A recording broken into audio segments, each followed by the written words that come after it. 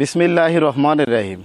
সুপ্রিয় দর্শক, কাছে এবং দূরে, দেশে কিংবা দেশের বাইরে, বিশেষ করে প্রবাসী ভাইরা যারা আজকের এই প্রতিবেদনটি দেখছেন, সকলকে আন্তরিক শুভেচ্ছা ও অভিনন্দন দিয়ে শুরু করছি আজকের বিক্রয় প্রতিবেদন।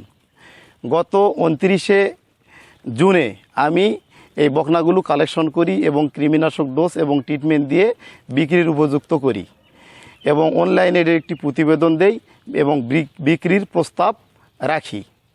তখন অনলাইনে আমার এই ভিডিওটি দেখে সোনারগাঁ থানা, নারায়ণগঞ্জ জেলার নজরুল ইসলাম ভাই, উনি একজন খুব ভালো মানুষ, বিশিষ্ট ব্যবসায়ী। উনি ডেইরি সেক্টরে উনি আছে। আমি এখনও ওনার ফার্মে যাইনি। আমি আমার জানা মতে এবং যে তথ্যটা পাইছি, ওনার 500-র উপরে ষাঁড় গরু, বকনা বাচ্চা এবং দুধের গাভী রয়েছে। তো উনি অনলাইনে আমার এই ভিডিওটি দেখে এই বাচ্চাগুলি উনি পছন্দ করে এবং আমার অ্যাকাউন্টে উনি টাকা লাগায় দেয়।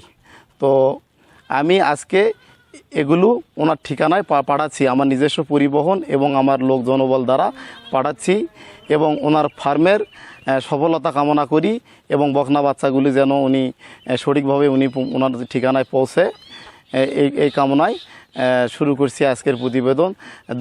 দেখুন দর্শক, এখন আমি বাচ্চাগুলো গাড়িতে উঠাবো এবং A to Z আপনাদেরকে আমি দেখানোর চেষ্টা করব।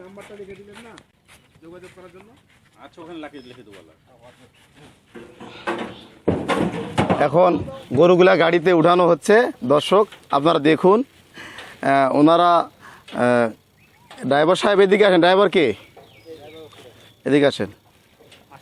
আচ্ছা, ড্রাইভার সাহেব কাজে ব্যস্ত। দর্শক আপনারা দেখুন, বাচ্চাগুলো এখন গাড়িতে ওঠানো হচ্ছে। এটি আমরা নজরুল ইসলাম ভাইয়ের খামারে পাঠানোর জন্য উদ্দেশ্য করতেছি। আপনারা সকলে দোয়া করবেন আমাদের যাত্রাটা যেন শুভ হয়। দেখুন দর্শক, বাচ্চাগুলা খুব জাত মান এবং কোয়ালিটি সম্পূর্ণ। তুহিন ডেইরি ফার্ম মূলত মানে সুনাম এবং নিজের ঐতিহ্য ধরে রাখার চেষ্টা করে। আর আমি স্বত্বাধিকারী, তুহিন ডেইরি ফার্মের মালিক এবং আমি একজন পশু চিকিৎসক ও AI টেকনিশিয়ান। মূলত আমার ডেইরি ফার্ম ছিল বিশাল।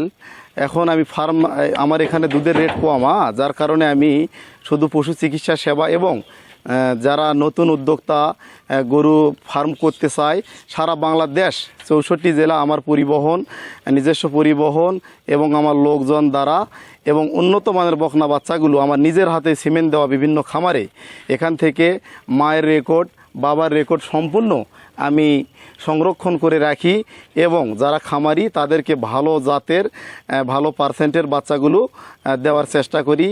আশা করা যায় ইনশাল্লাহ আপনারা এই প্রতিবেদন দেখে যারা বাচ্চা সংগ্রহ করতে চাইবেন বা খামার করতে আগ্রহী, আপনারা অবশ্যই আমার সঙ্গে যোগাযোগ করবেন, আমার খামারে আসবেন, আমার বাসায় থাকবেন, খাবেন, সৎ পরামর্শ নেবেন। আমার কাছে পরামর্শ নিয়ে আপনারা যাত্রা শুরু করবেন। আমার কাছে যে গরু নিতে হবে এরকম কোনো প্রতিশ্রুতি বা সীমাবদ্ধতা নেই। তো এখন আমরা কথা বলবো নজরুল ভাই সোনারগাঁ বাসা, যাকে গরুগুলো আমি পাঠালাম, ওনার প্রতিনিধি হয়ে বীরগঞ্জ থেকে 2 ভাই আসছে। এদের সঙ্গে একটু আমরা কথা বলবো। আসসালামু আলাইকুম ভাই। আসসালামু আলাইকুম। হ্যাঁ, দর্শকের উদ্দেশ্যে কিছু বলেন।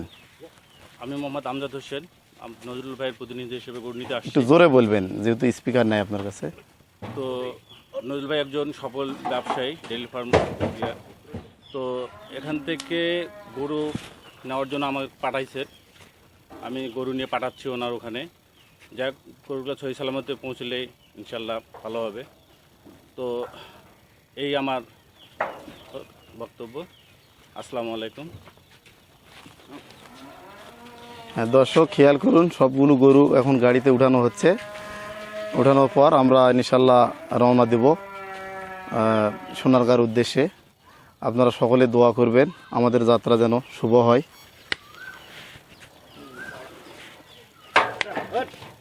ড্রাইভার সাহেবের মন মর্জি ভালো নাই, মন মর্জি ড্রাইভার সাহেবের ভালো নাই। যাক, আপনি সুন্দরভাবে গরুগুলার পৌঁছাবেন এবং যত্ন করে নিয়ে যাবেন, যেন রাস্তায় ঝাঁকি না খায় এবং সুন্দরভাবে পৌঁছাবেন।